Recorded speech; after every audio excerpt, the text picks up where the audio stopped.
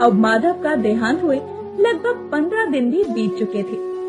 एक दिन सीमा अपनी माँ के पास आती है और कहती है, माँ, घर का सारा राशन खत्म हो गया है, खाने को कुछ भी नहीं बचा।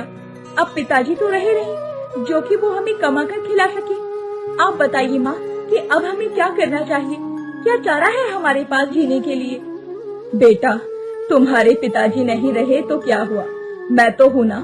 मैं दूसरों के घरों का झाड़ू पोछे का काम करूँगी और तुम सभी को खिलाऊंगी। तुम बिल्कुल भी किसी बात की चिंता मत करो। जब तक तुम्हारी माँ जिंदा है तुम्हें कुछ नहीं होगा। अपनी माँ की इस बात को सुनकर सविता बोल उठी, नहीं नहीं माँ, तुम्हें झाड़ू पोछा करने की कोई जरूरत नहीं है। मैं हूँ ना, पिताजी की दुकान को मैं संभाल लूंगी। माँ, तुम ही तो मुझसे कहती थी ना कि मैं तेरा बेटा भी हूँ और बेटी भी, तो अब बेटा बनने की बारी है। तो चिंता मत कर, मैं आज से ही पिताजी का ठेला वापस खोलूंगी और उसे चलाऊंगी भी, और देखना वो बहुत अच्छा चलेगा। बेटा, तेरे जैसी बेटी तो बड़े भाग्य से मिलती है। मुझे तुझ पर पूरा भरोसा है। तेरे काम में तेरी बहनें भी तेरी मदद करेंगी। ये सुनकर सीमा और निधि एक दूसरे को देखती हैं और फिर सीमा ने कहा, लेकिन माँ, इतनी तेज धूप में हम भला कैसे दुकान लगा सकते हैं। और माँ, तुम तो जानती हो ना कि हम काला होने से कितना डरते हैं। फिर तुझे हमारी शादी भी तो करनी है ना। यदि हम दोनों काले हो जाएंगे तो फिर कौन हमें पसंद करेगा, और इस सविता की तरह हमारी भी शादी होने में परेशानी आएगी।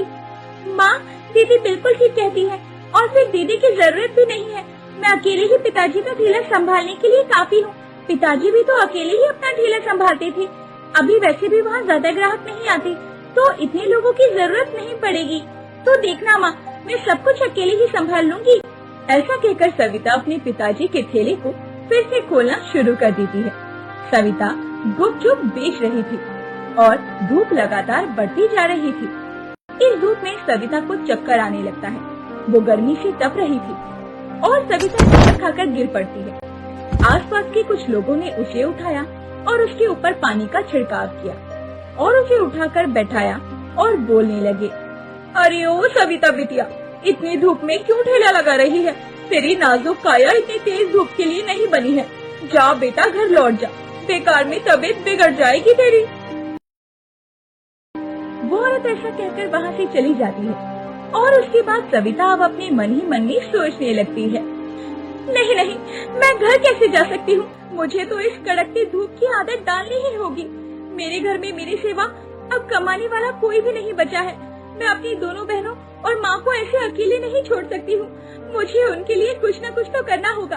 पिताजी भी तो कितनी हिम्मत करते थे और मैं भी उनकी बेटी हूँ। मुझ में भी उतनी ही हिम्मत होनी ही चाहिए। और यही सोचकर सविता फिर से गुपचुप और चाट बेचने में लग जाती है और आवाज लगा लगा कर गुपचुप और चाट बेचने लगती है। गुपचुप खा लो गुपचुप, चाट खा लो, गर्मा गर्म चाट, मजेदार चटपटी चाट खा लो, ऐसी चाट और कहाँ। सविता की आवाज को सुनकर बहुत सारे ग्राहक उसके पास आते हैं। भले ही गर्मी जितनी थी, लेकिन सविता में जोश की कोई कमी नहीं थी। सविता सभी को गुपचुप और चाट खिलाती है। सविता के हाथों का स्वाद भी उसके पिता की तरह ही बहुत अच्छा था, क्योंकि वो सारी चाट और गुपचुप प्रेम पूर्वक जो बनाया करती थी। ग्राहकों को उसके गुपचुप और चाट बहुत पसंद आती है और एक लड़की ने सविता से कहा, सविता दीदी, तुम्हारे हाथों की गुपचुप और चाट खाकर तो मजा ही आ गया। तुम तो बहुत ही स्वादिष्ट गुपचुप और चाट बनाती हो, अपने पिताजी से भी ज्यादा अच्छी। ऐसे ही सब कुछ ठीक ठाक चल रहा था।